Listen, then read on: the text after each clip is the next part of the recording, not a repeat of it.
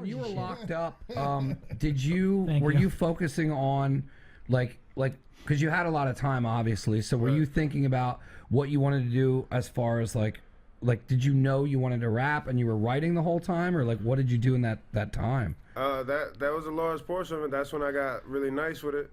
You know, I was a little bit above average when I went in, and then by the time I came out, I wrote like 70 songs with the first stretch I did. Could you find like-minded people in there that you would kick shit back and forth, or did you just kind of keep to yourself? A couple. There was a couple people that was nice with it. My man QP, shout him out. He went on the last tour with us.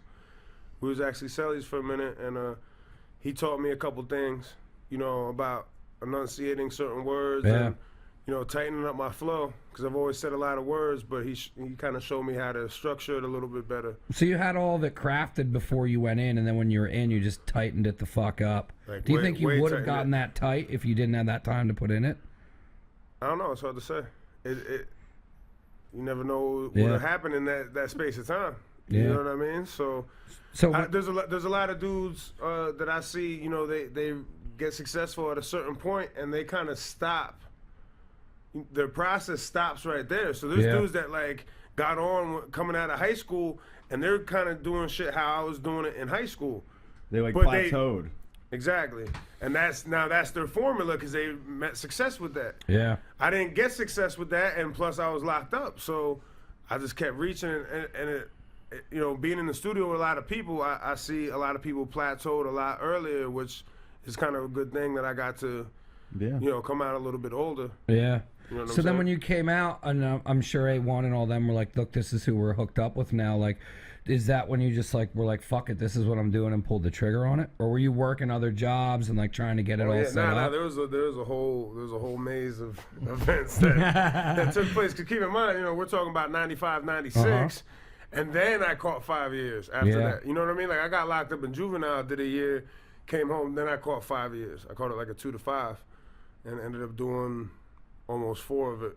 You know what I mean? Yeah. And then after that, then I caught a case in New York.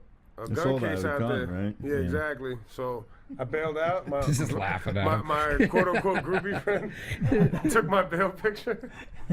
Nah. Yeah, you know it? For real, she took my bail picture when I bailed out in the gun case. Oh, wow. Yeah, because you get, you know, it was New York, but you get transferred this way. So, the right people back then. I mean, so now that's still only 2003. And then, you know, I've been running with Adlib for a while, so we were doing shows before that. He put me on to like the Philly circuit. That's when I met Reef, and that's when Jedi started blowing up. And you know, we ground that out for a few years. You know, I had a couple kids, and then 05, that's when we got on ESPN. Well, actually, we was on ESPN 2007, but we recorded that 05. That's huge, man. It was cool. Yeah. I got to watch it with my kids too. Yes. So like. That's daddy's. Yeah, that's awesome. Exactly. When did you and Express hook up? Well, I've known him for what, 20 years now? Something like that. Yeah, but we started. He's been on 2 tours with me. Oh wow. You know, the last 2 tours I've been on like 8, 9 tours so far. Do you think Express's style of scratching influences, you know, your lyrics and the way you present a song? And then vice versa. Do you think his style of rapping kind of influences the way? Like, would you scratch differently for a different person, or I mean, like a different style? You know what I mean? I'm sure you guys known each other for a long time. You said so. When you're together, is it kind of like you click in a certain way? You want to answer that? Or? I'm gonna get this wrong. That's a huge question. Well, the track was pretty much put together. The scratches need to be laid down. When I listen to the track, you feel the vibe, and you get in it. I tried to do stuff that matched and went with the whole album and everything I've been listening to for a while. Okay. To make sure it flowed instead of just kind of doing my own thing. Right. Yeah.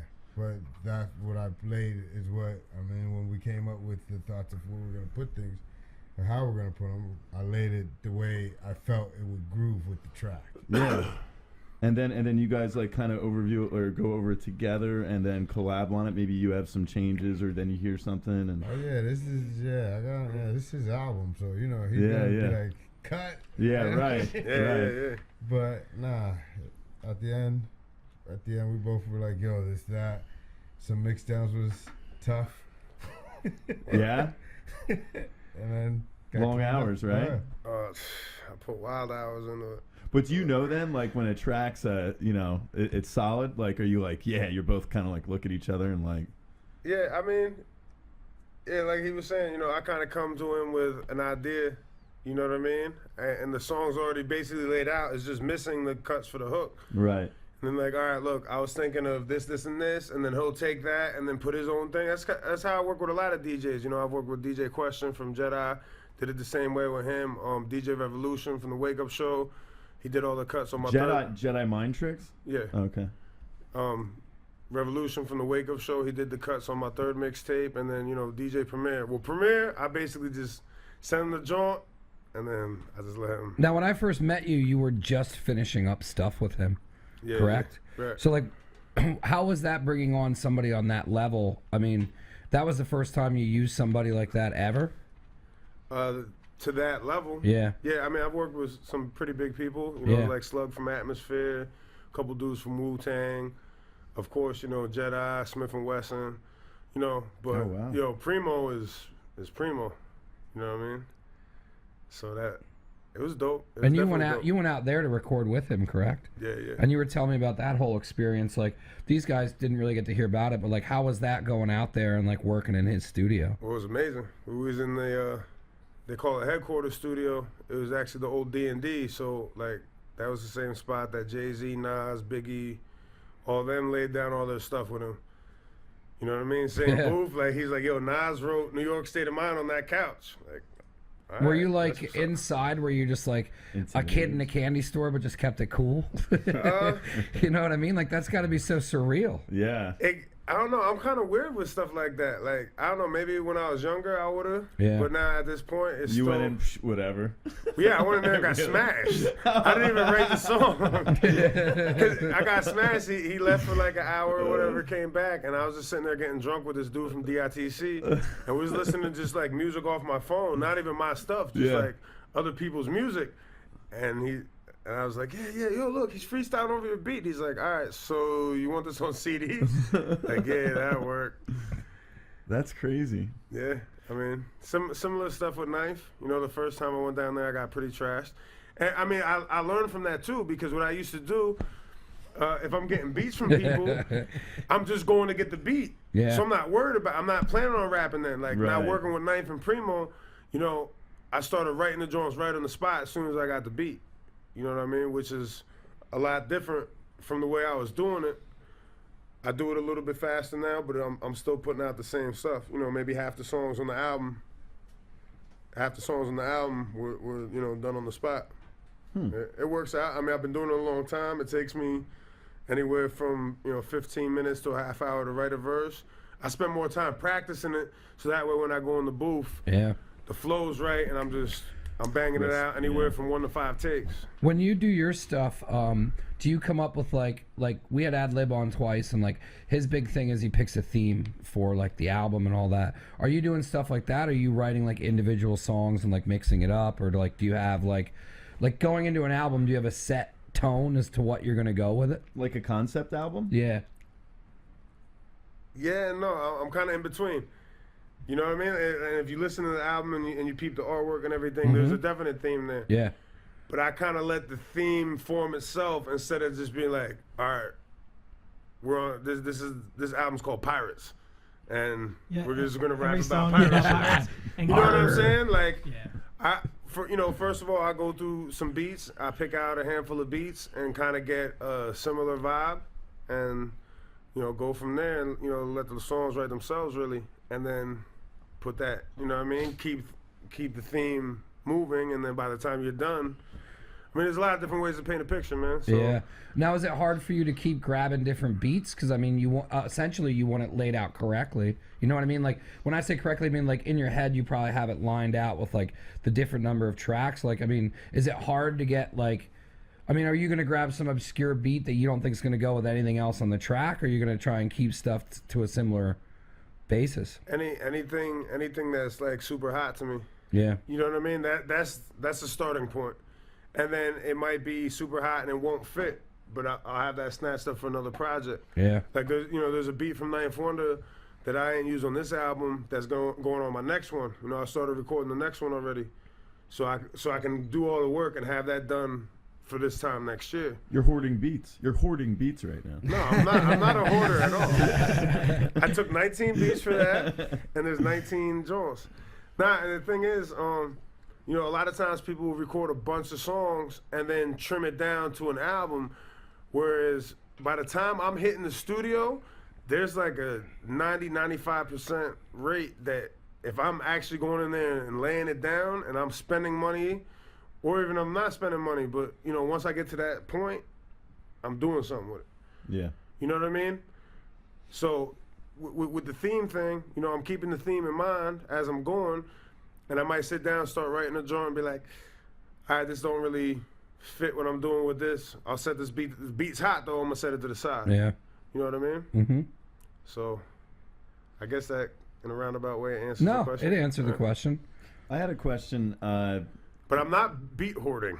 I go through a lot of beats, though. Listen, for the new joint, how many beats? I said I went through like over 100 beats to pick the first beat.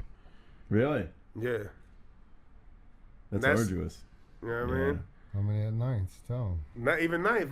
The song Under Pressure on there. That's track 3. I went through like 30 beats. Now he made a lot on the spot for me, and I had a lot picked out. That was one of the last ones I put together, and you know, he I got front. He was kind of getting a little pissed, like, damn, I'm ninth one.